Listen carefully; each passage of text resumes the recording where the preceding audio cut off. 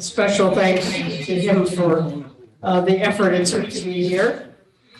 It's difficult to choose just a few of Mr. Dobbs' many accomplishments to highlight in a brief introduction.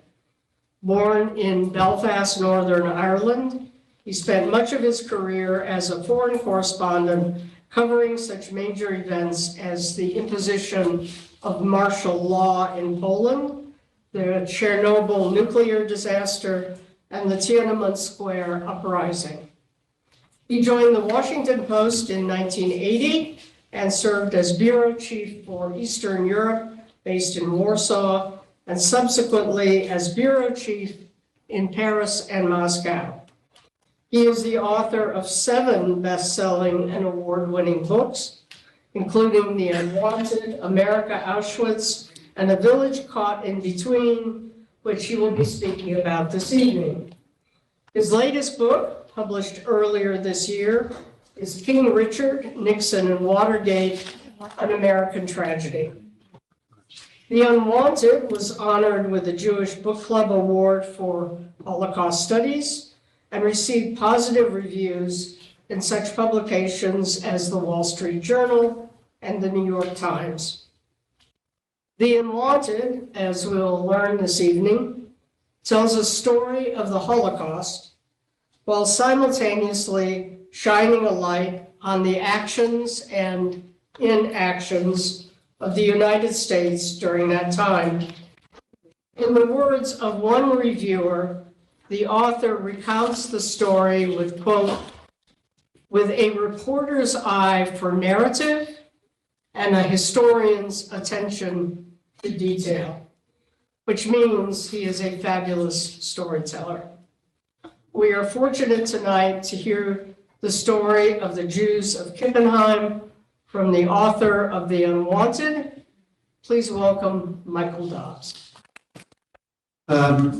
So thank you very much for inviting me to Chapman University. It's the first time I've been to Chapman, I think, although I was just down the road in Yorba Linda when I did the research for my book on Nixon and Watergate. So I know the area a little bit, and it's great to be back here.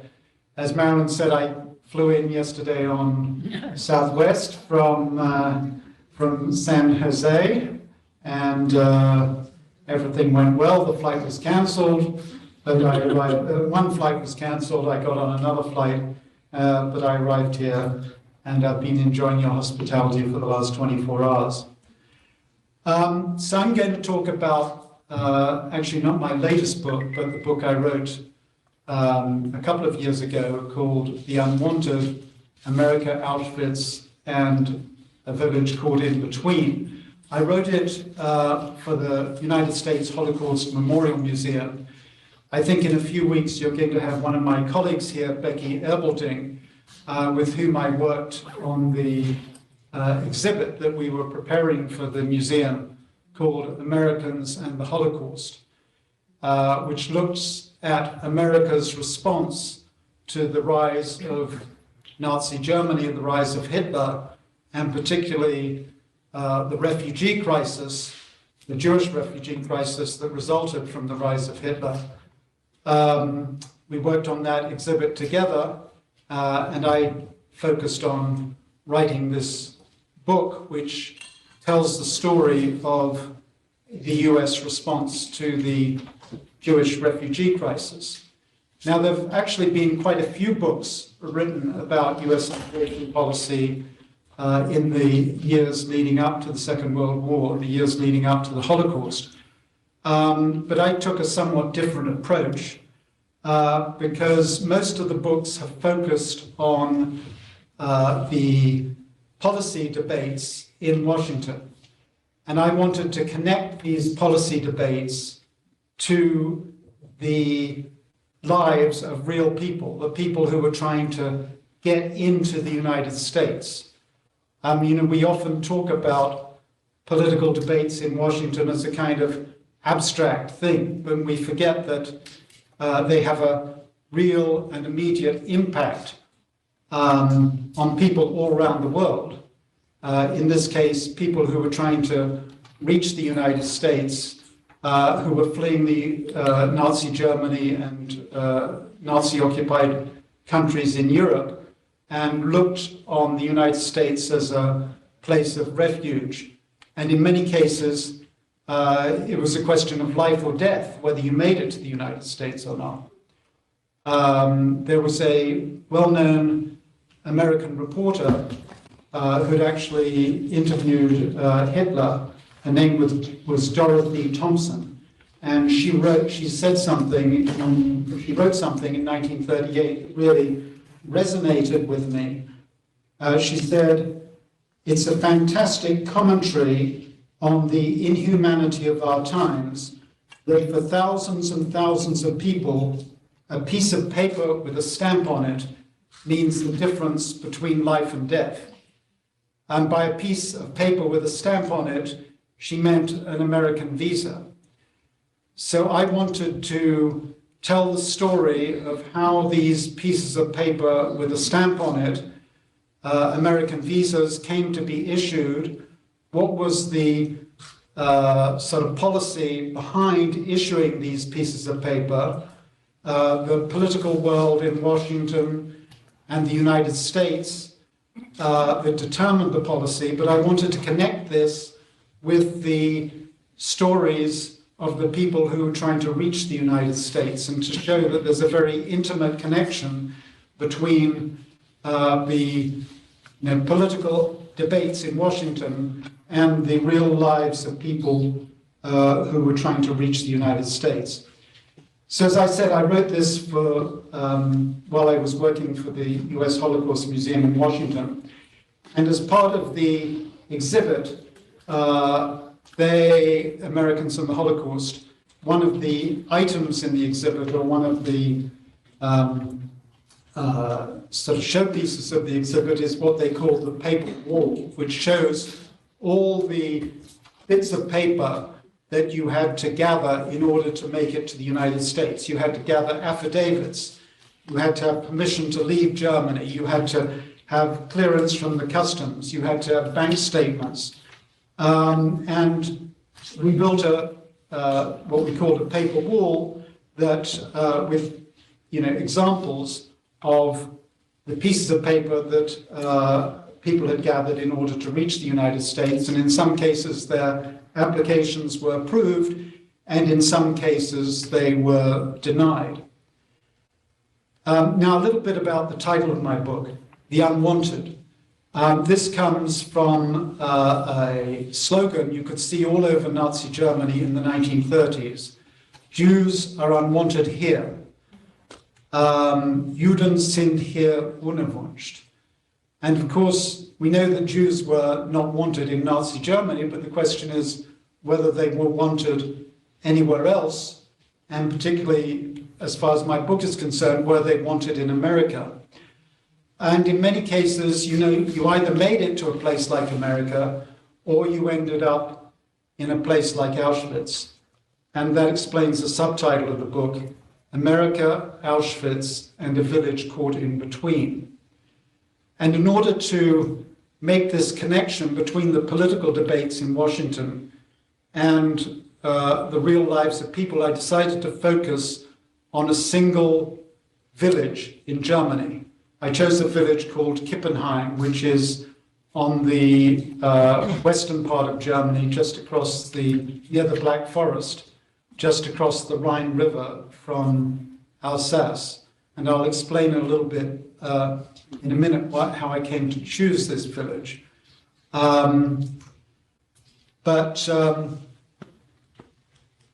So this is actually, you see a photograph of Klippenheim, a small village of about 1,500 people just next to the Rhine River, as I said. It's a mixed village of Catholics, of Protestants, and Jews. Actually, Jews were only about 15 to 20% of the inhabitants of the village. So about 150 people, 150 to 200 people living in the village were Jewish. And they've been living in this village for about almost 3 centuries since the Napoleonic Wars. They'd been allowed to settle in this area because many Jewish traders were brought into the area, and they were used by the local princes to supply the German armies facing France. So by the time of Hitler came to power in 1932, there was this very established German Jewish community, and in fact the German Jews were very integrated into German life.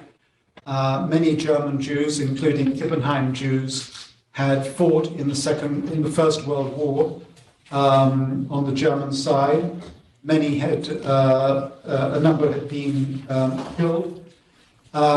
They looked back on the period leading up to the First World War as a kind of golden age when Jews were integrated into German life. And then that all changed in a matter of months after Hitler came to power. It began with discriminatory laws, and it ended up with persecution and finally attempted annihilation. Everything began, the watershed was really Kristallnacht. The pogroms that were initiated toward the end of 1938 in retaliation for the murder of a German diplomat in Paris, which was used as an excuse by Hitler and the Nazi leadership to unleash a wave of terror against the Jewish population of Germany, which, by the way, only accounted for, in Kippenheim it was about 10% of the population, but in Germany as a whole, there was less than 1% of the population of Germany was Jewish. But somehow in the Nazi mind, this tiny minority was kind of inflated into being perceived as a threat to the German nation.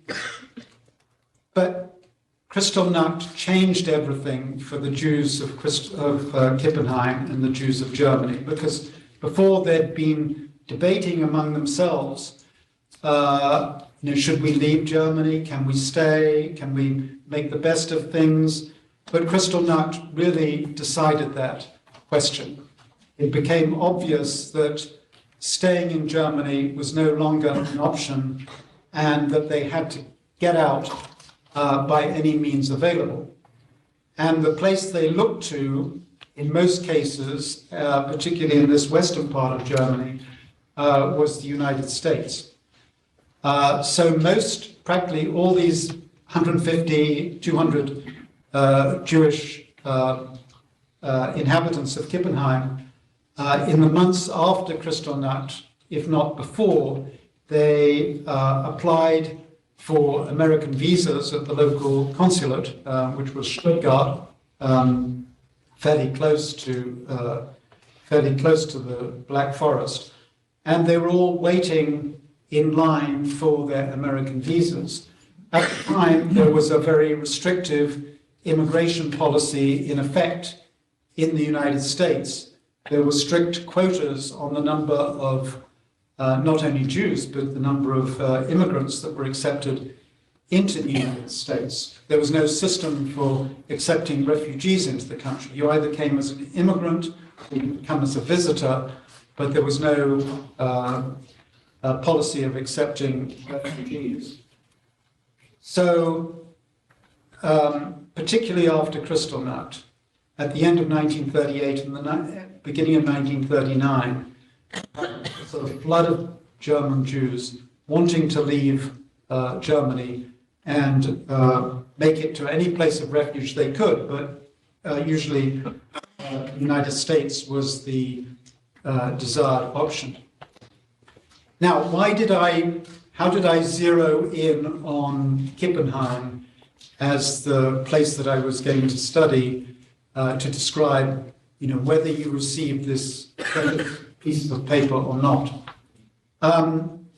I had always imagined that, the deportations from Germany of Jews were deportations to the east, to the death camps in Poland.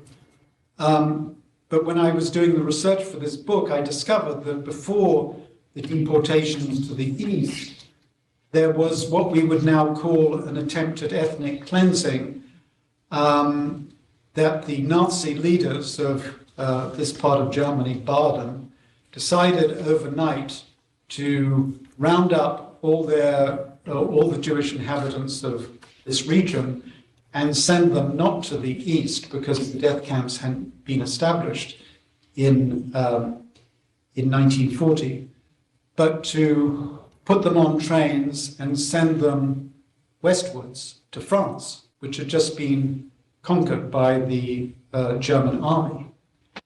So in October of 1940, overnight, all the Jews from Klippenheim and all the surrounding villages, you can see here in Baden, several hundred villages, were all rounded up, put on trains.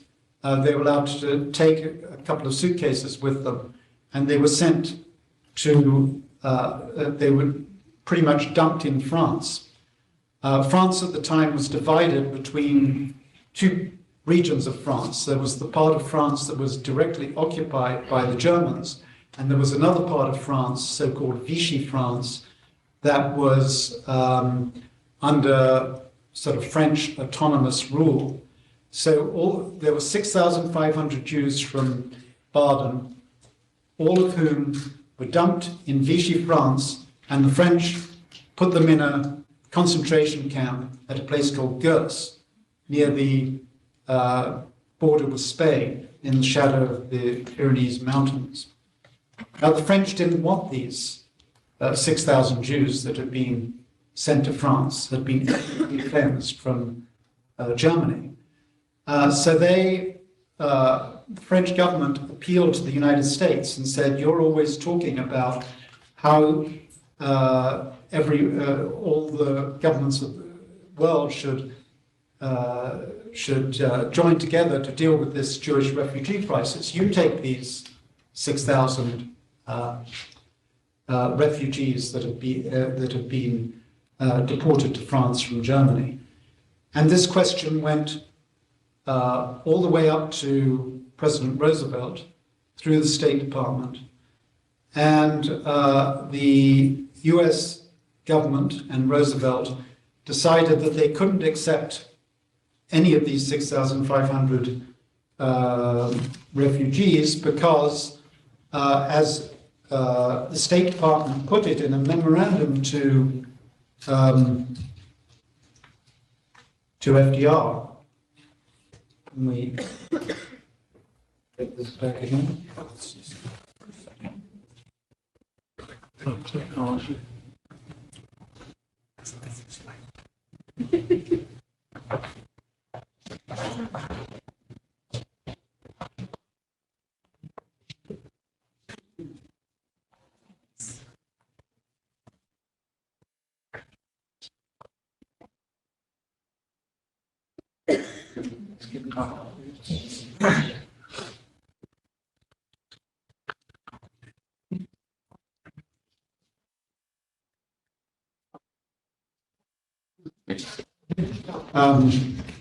Okay, so State Department in a memorandum to FDR said, if we yield to these blackmailing totalitarian tactics, the Germans will inaugurate a reign of terror against the entire Jewish people.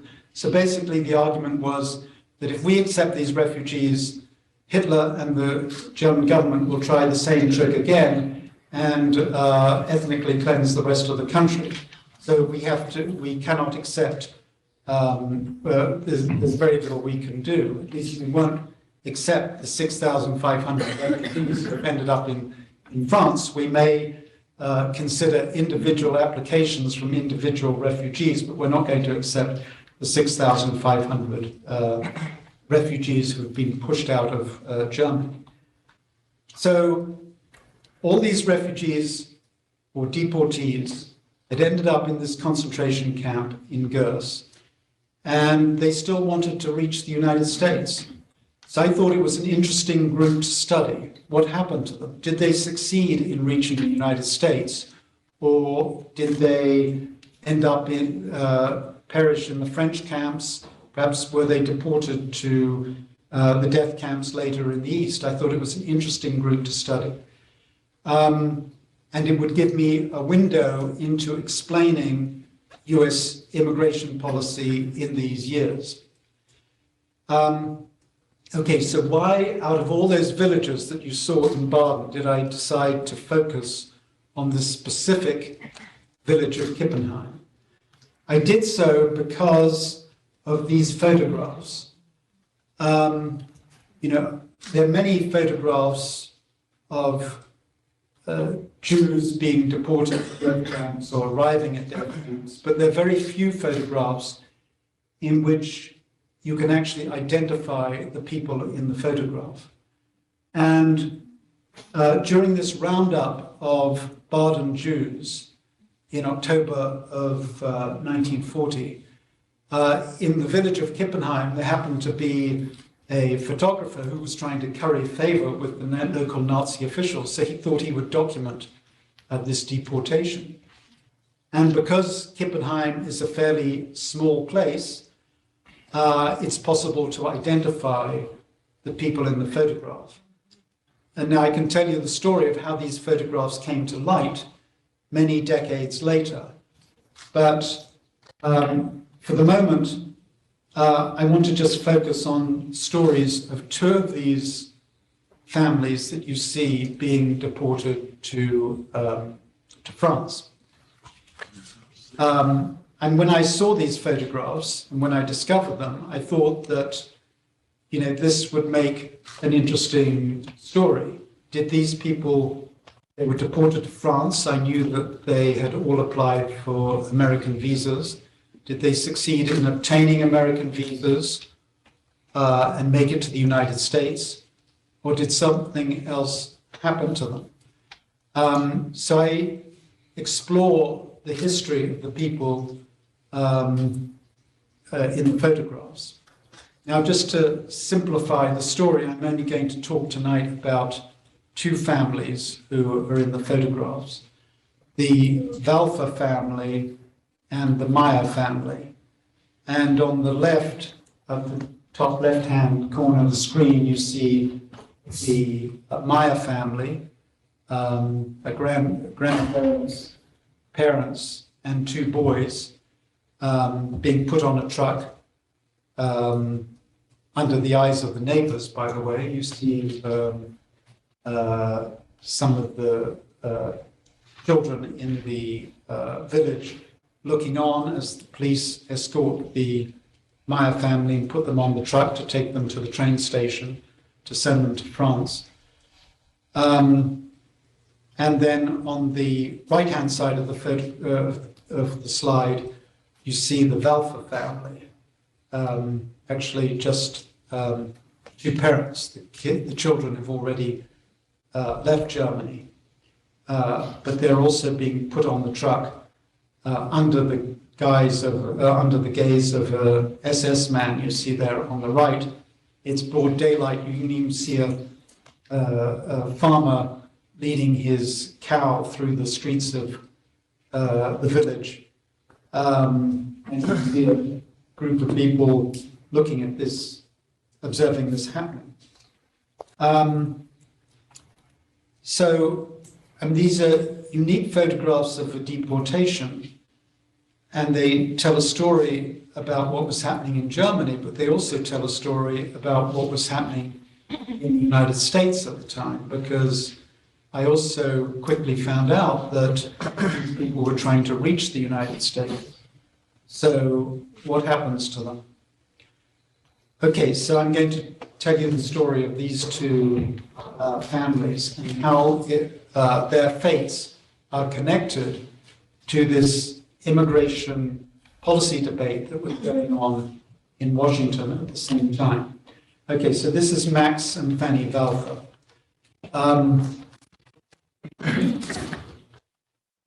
So in addition to the photographs, we also have correspondence, because when they got to France, Gurs was a terrible camp. It wasn't a death camp, it was just a place where the French put all these unwanted people from Germany. But it was different from the German camps because there was more or less free communication. It was visited by relief workers, by diplomats.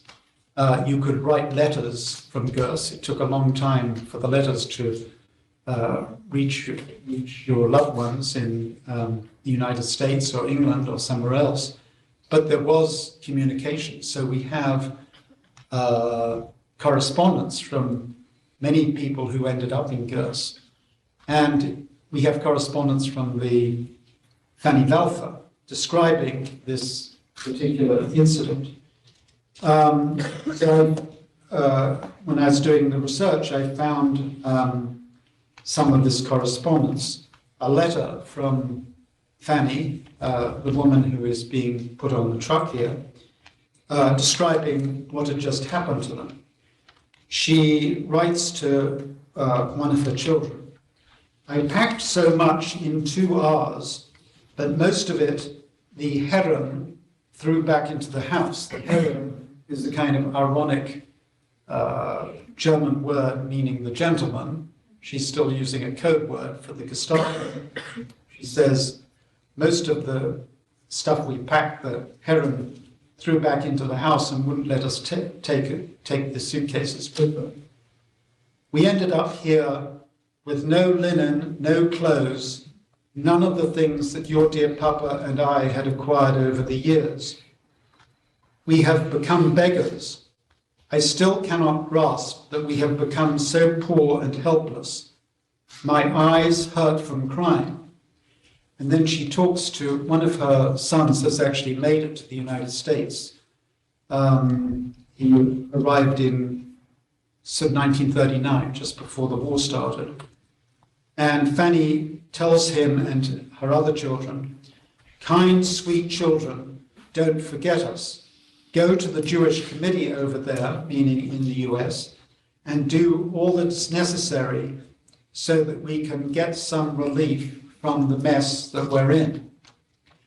So Fanny and Max arrive in Gurs in October of 1940. They're in the line for American visas, which they applied for around the time of Kristallnacht, a couple of years earlier. They're sort of pestering the relief agencies. They're writing letters to their children to try to do anything possible to get out of this terrible French camp and to get into the United States. Now, I was able to piece together their story from a number of different sources, including their correspondence with children, the records of relief agencies, the records of the State Department. So able to reconstruct their story and show how it intersects at key moments with this immigration debate that was taking place in the United States.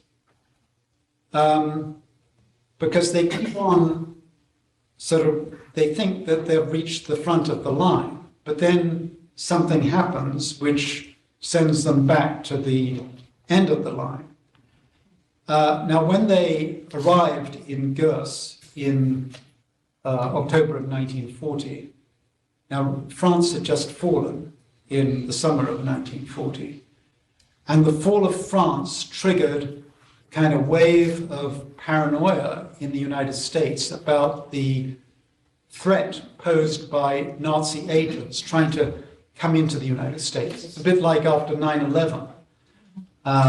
When we were all concerned about terrorists trying to enter the United States, and that had an impact on the immigration debate in the United States. Well, it was similar to that in 1940. And everybody was sort of discussing, were refugees a possible threat to American national security? Because some people believed that the Germans could be trying to infiltrate Nazi agents into the United States disguised as refugees. And this debate is taking place all around, it's taking place in Congress, it's taking place around dinner tables all over the country, and it's also taking place in the White House itself between the president and his wife. And these two quotes sort of summarize the debate that was taking place.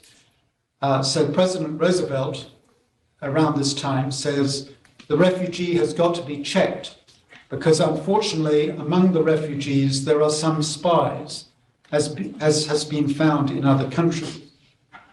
And Eleanor, who she wasn't concerned about the big issues of immigration and politics. She had a much more sort of motivated by humanitarian concerns.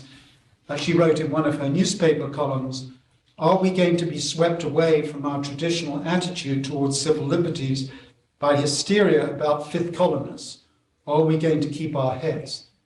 Now, just to illustrate this, after the fall of France, there was this kind of phobia about fifth columnists trying to infiltrate the United States. And everybody was denouncing their neighbors. You would hear German spoken in the street, and you would report the conversation to the FBI. In fact, the FBI was deluged by reports of Nazi agents during this time. Somewhere in my book, I described the number of, the huge number of reports that were coming into the FBI about suspected Nazi agents. But all this had an impact on how Americans viewed immigration, and it led to extra restrictions being imposed. I mean, there wasn't a complete ban on immigration, but people in Congress and people in the administration started demanding extra checks, and this had an impact on the people who were trying to reach safety in the United States. And we have testimony from relief workers in Marseille and France at the time. For example, a man called Varian Fry, who writes at this time, "The visa rigmarole here is inhuman. It's almost killing the refugees. They have to wait in corridors and lines over and over again until their very souls must be shriveled and shrunken by the experience." Now, as I looked into the story of Max and Fanny Valfer, I kept on discovering that there were things that were happening on the other side of the ocean that affected their own immigration application. And one example is Pearl Harbor. In December of 1941, of course, the Japanese bombed Pearl Harbor, and suddenly the United States finds itself at war not only with Japan, but also with Germany. And as a result of that, all these German Jews trying to reach the United States are suddenly considered enemy aliens, and they're not banned from reaching the United States or entering the United States, but it suddenly becomes much more complicated. Max and Fanny Valfer had an appointment with the US consulate in Marseille on December the 8th, 1941, just a couple of days after Pearl Harbor. And they thought that they were about to be issued these American visas, these life-saving pieces of paper. They reported to the consulate, and the consul told them, "Well, I'm sorry that we're now at war with Germany. We now have to check all immigration applications have to be checked and double-checked. We can't issue you visas right away. Basically, you have to wait." And we have a letter from Fanny around this time describing, what happened at the consulate. She writes to her son in Chicago, "When I first arrived here, we expected to leave for the US after 4 weeks. It didn't work out that way. Now we must wait until it's our turn. We have nothing to do but suffer." So again, they're sort of put in the back of the queue. And to cut a long story short, this continues for another 6 months. In the United States, they form a new immigration bureaucracy called an Intergovernmental Visa Review Committee or something like that. And they decide to screen the visa applications one by one. So the Valfa son, who's in Chicago, has to come to Washington and appear before the immigration committee and argue a case for his parents and somehow persuade the members of the committee that his parents are not Nazi agents, that they can be safely admitted to the United States. And this takes another 6 months until the summer of 1942. And in July of 1942, the State Department finally authorizes a visa for Max and Fanny. And their son, Carl, who lives in Chicago, writes to his parents, who are still in the camps in France. "I see you, my dears, trying to keep the tears from your cheeks. Keep your heads high. God willing, you'll soon be able to set foot in this wonderful country." This in July 1942. Now, August 1942, the following month, just as the Valfas for the third time are on the point of being approved or issued American visas, German policy changes, and they decide that all these Jews that are in France, they won't be allowed to stay in France. They've opened the camps in Poland, including Auschwitz, and that they demand from the French authorities that the French immediately hand over a first group of 10,000 Jews for deportation to the east. And the French, of course, decide, well, which Jews are we going to send to the east? We're not going to send our own French Jews. We'll send these German Jews who we didn't want in the first place. So in August of 1942, at a moment when Max and Fanny are on the point of being issued an American visa, US visas, in fact, their visas have already been approved, instead of being issued American visas and being able to arrange transport to the United States, which was another whole different problem, they end up being put on trains, first to Drancy in Paris, and then being transferred in the end of August 1942 to Auschwitz, where obviously they perish in the first few days after arriving at Auschwitz. So that's the Valfa story.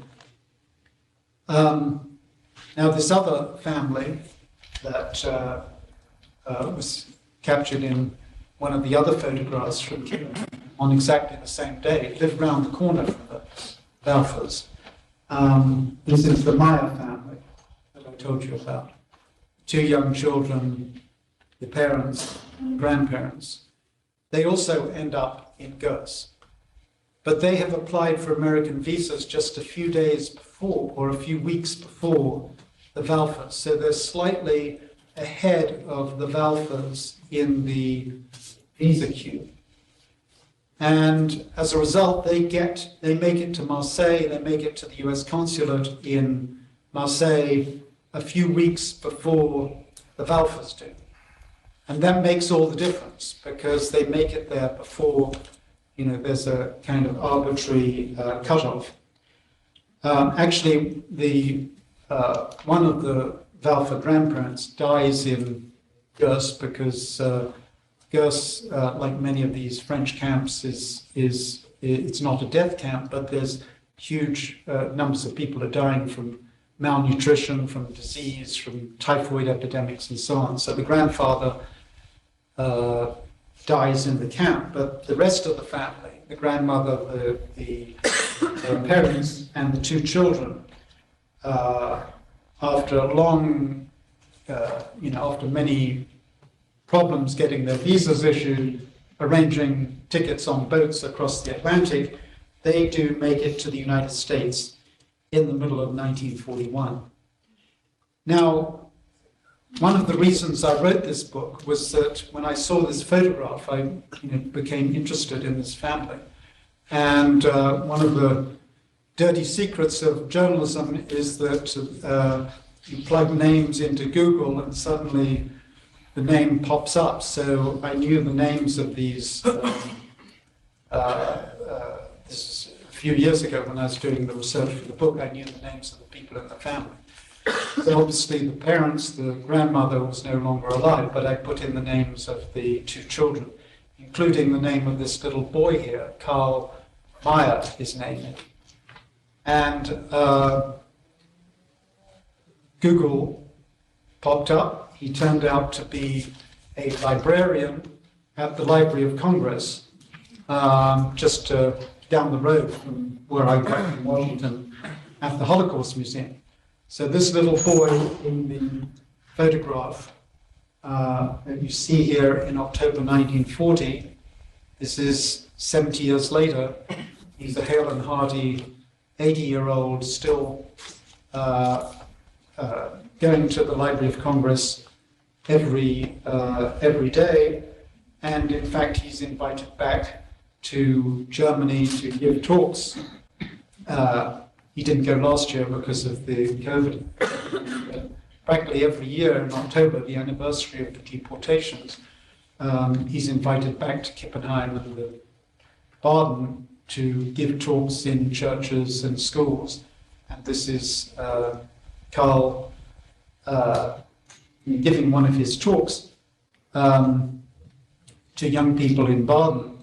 And he always ends his talks in pretty much the same way. He shows them this piece of paper that his family was issued by the US consulate in Marseille in 1941. And he shows all the stamps that are on the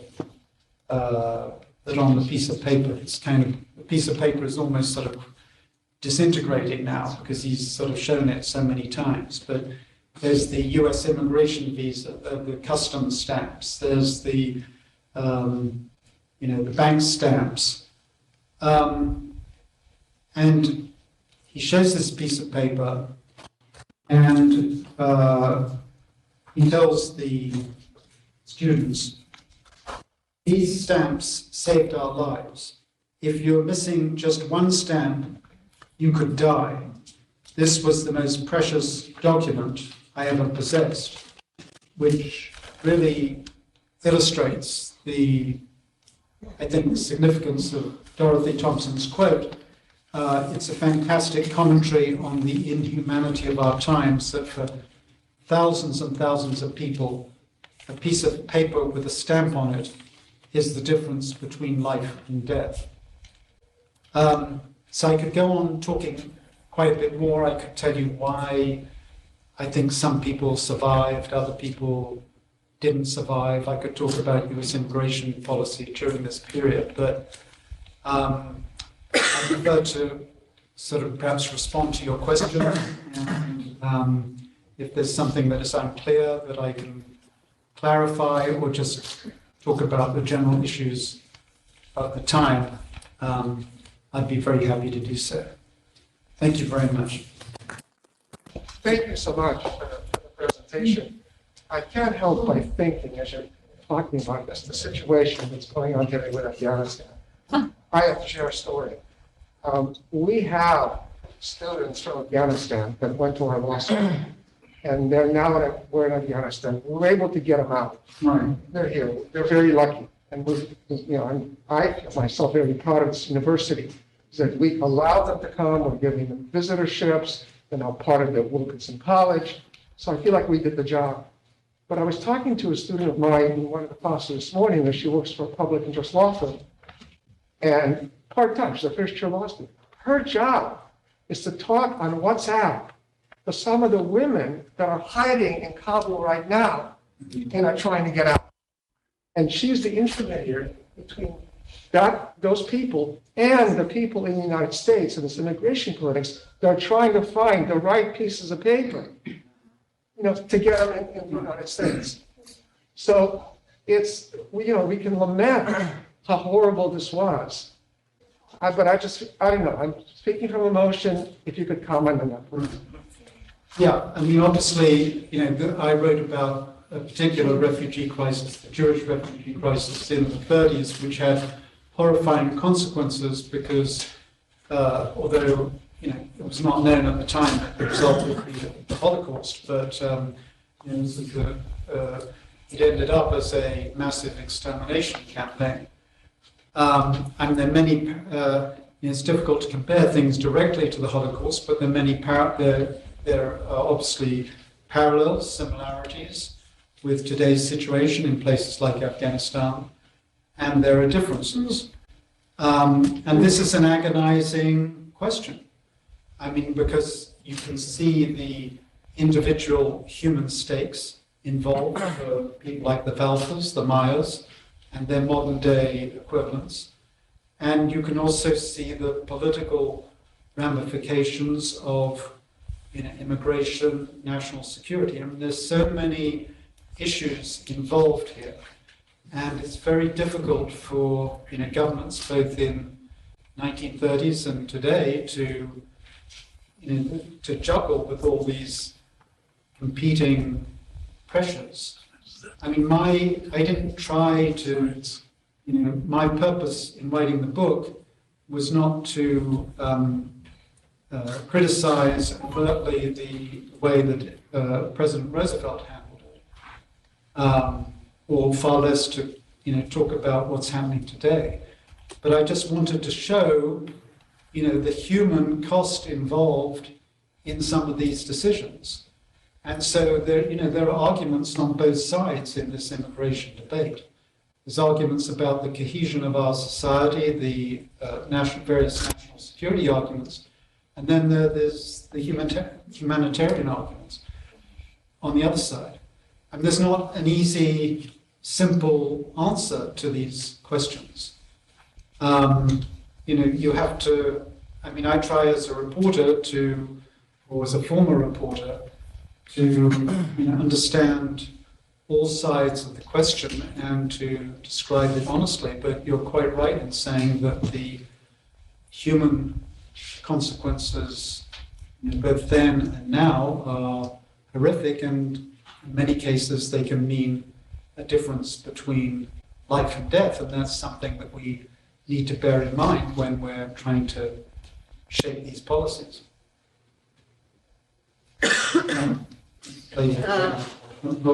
I can actually project, I think. Well, we're trying to record it for those. Yeah, if you just that are on repeat Zoom. it into the microphone. Okay.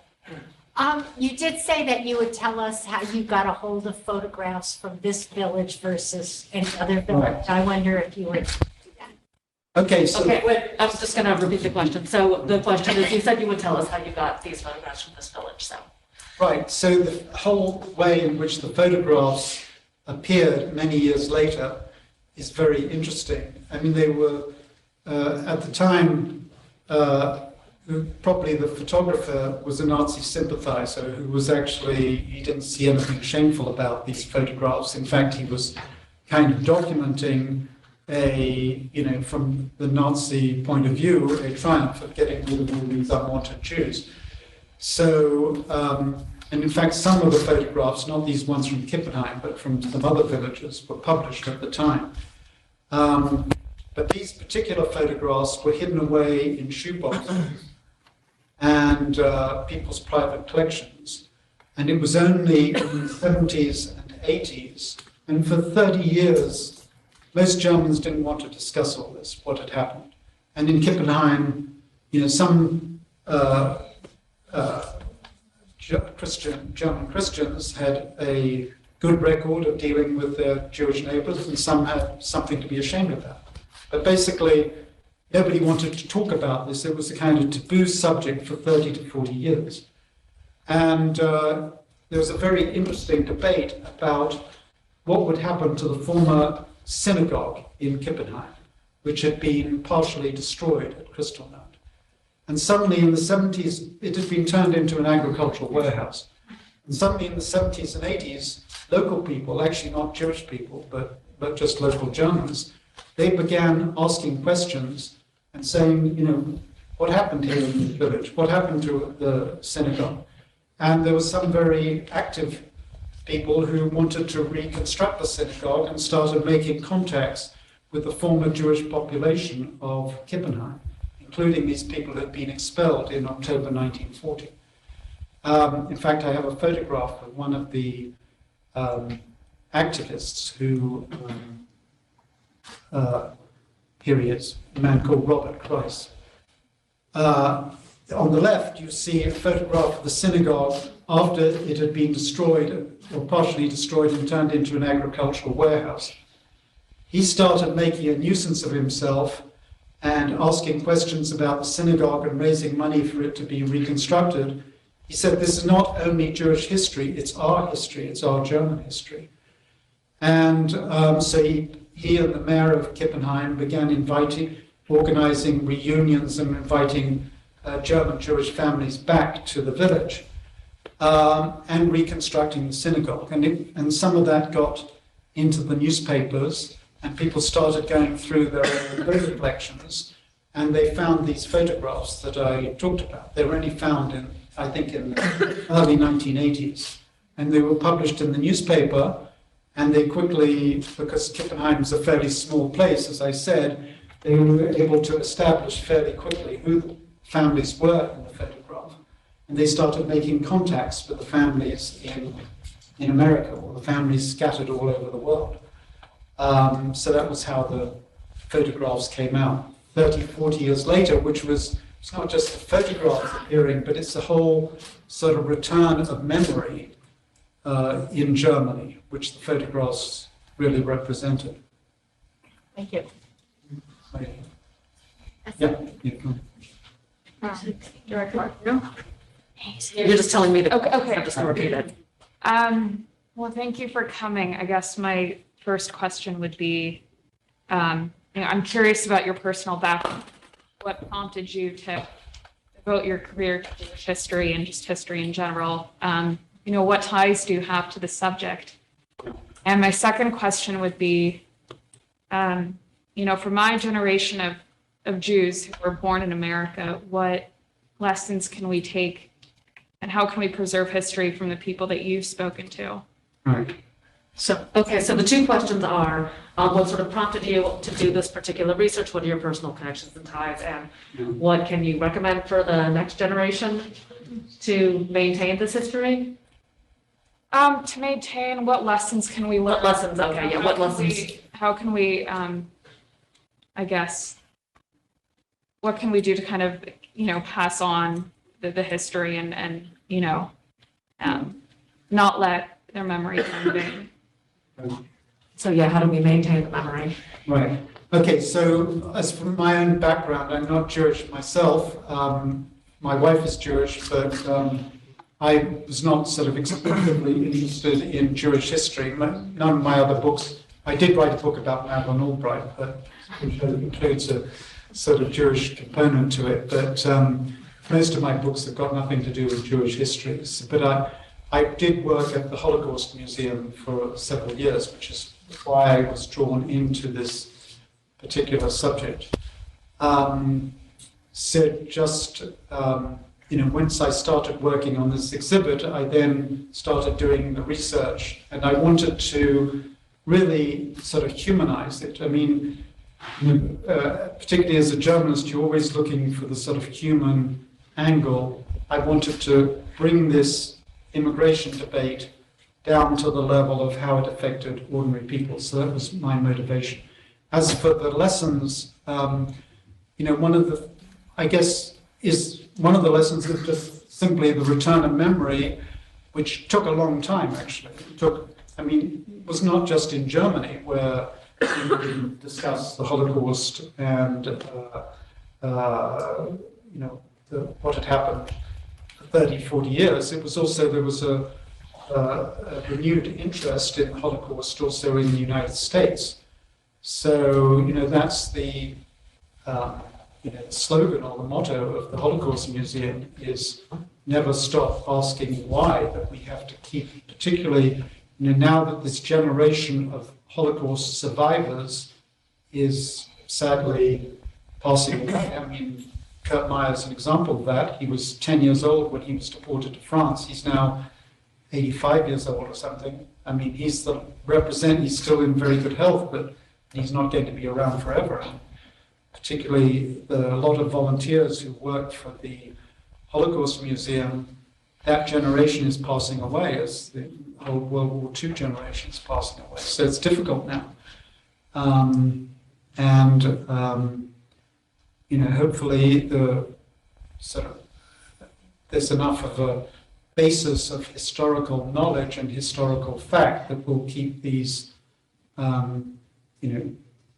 this history alive for another generation. I would say that, all these stories are, in some ways, they're all different. The story of an Afghan refugee is completely different from a story of a Jewish refugee escaping from Nazi Germany. But there's something that they all have in common. I mean, they're all these stories are, when you listen to these refugee stories, there's a kind of common thread going through them. So each family's story is individual, but there's a kind of common thread that keeps repeating itself, which makes it universal. That's one of the things I try to write about in this book, that this is not just a Jewish story of these families from Klippenheim. It's a story that is still relevant today. Actually, when I went back to Klippenheim with Kurt Meyer, I went and visited the Meyer house in Klippenheim. And I found that it was occupied by some Iraqi Kurdish refugees who had set up a kebab shop in what used to be the living room of the Meyer house. So it's kind of history repeating itself. What was FDR's role in all this? Positive, negative, the turning away of the same? Yeah. The question is, what was FDR's role in all of this? Yeah. FDR's role is extremely controversial, and there are many people in the Jewish community who, think he just could have done much more.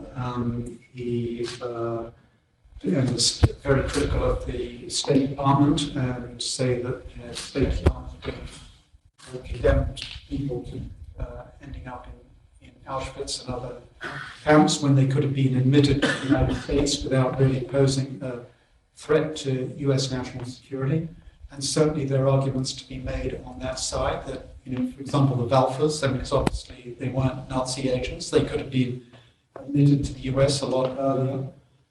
I tend to be a bit more, I wouldn't say sympathetic to FDR, but I tend to see all sides of this argument that